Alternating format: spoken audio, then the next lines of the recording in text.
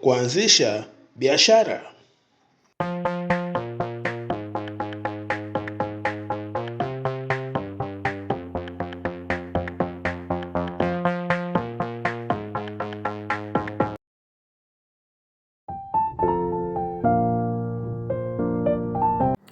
Karibu uangalie video za how to start business zinazoajia kila siku ya Jumatatu, Jumatano na Ijumaa.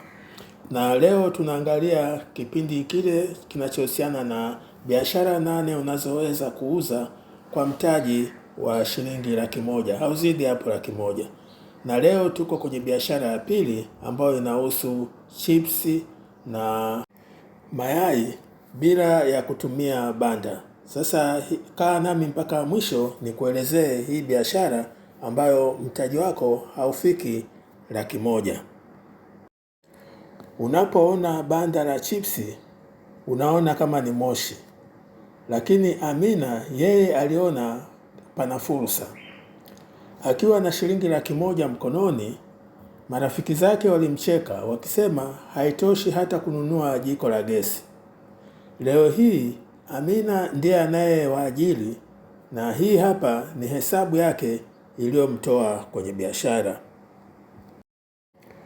Amina hakujenga banda la bati la 300,000. Alikodi nafasi, yaani meza, mbele ya baa iliyokufa kwa shilingi 10,000 kwa mwezi. Mtaji uliobaki, yaani 90,000, ulienda kama ifuatavyo.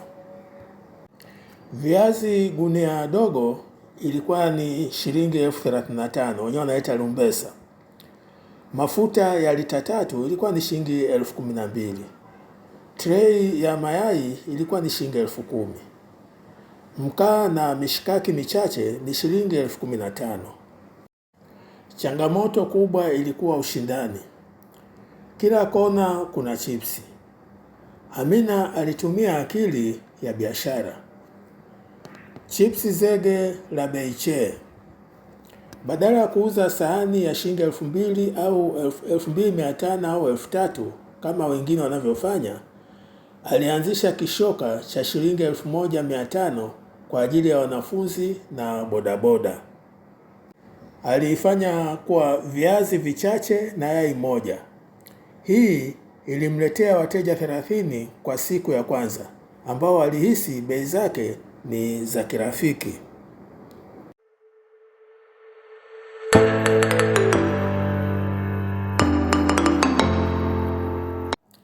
Karibu kwenye How to Start Business Channel. Sehemu pekee tunapojifunza kwa vitendo jinsi ya kujiajiri na kutengeneza pesa.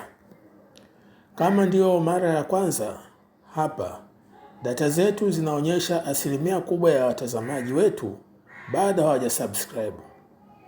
Fanya hisani, bonyeza alama nyekundu ya subscription na kengele ili usipitwe na mbinu za biashara tunazotoa kila wiki.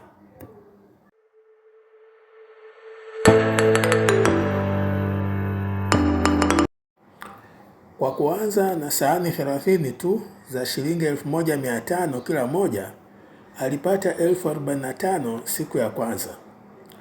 Gharama zake za kununua viazi vingine na mafuta zilikuwa ni shilingi 25,000. Faida halisi ilikuwa ni shilingi 20,000 na iliingia mfukoni. Ndani ya siku 5 tu alirudisha mtaji wake wote wa 100,000. Sasa unaona hapa Amina alivyokuwa mbunifu. Aliamua kupunguza chipsi kwenye sahani, lakini pia akaweka yai moja, na mwisho wake bei ya chakula hicho nao akaipunguza ikawa shilingi 1,500, wakati wenzie wanauza shilingi 2,500 mpaka 3,000. Sasa utaona kuwa Amina alianza na meza ya kuazima, lakini sasa ana banda la chuma la shilingi 2,000,000. Sasa somo gani tunajifundisha hapo? Somo tunalojifundisha ni kuwa usisubiri uwe na kila kitu wakati unataka kuanzisha biashara. Anza na ulichokuwa nacho, hata kama huna mtaji wa kutosha. Sasa kabla ya kuhitimisha hii video, nina swali la kukuuliza hapa. Je, ni sehemu gani ya hii video umeona imekuvutia sana na pengine imekuhamasisha hata uweze kufikiria kuanzisha biashara? Lakini upande mwingine, ni sehemu gani ya hii video ambayo imeelezewa unafikiri kuna changamoto nyingi ambazo unaweza kukumbana nazo iwapo utakapoamua kufanya hii biashara ya chipsi mayai? Mwisho kabisa, na kuomba subscribe huduma zetu ili usipitwe kuona video zetu za how to start business zinazotolewa mara 3 kwa wiki, yaani Jumatatu, Jumatano na Ijumaa. Mimi ni mtayarishaji wa hizi video Ali Mwambola, na asante na karibu tena.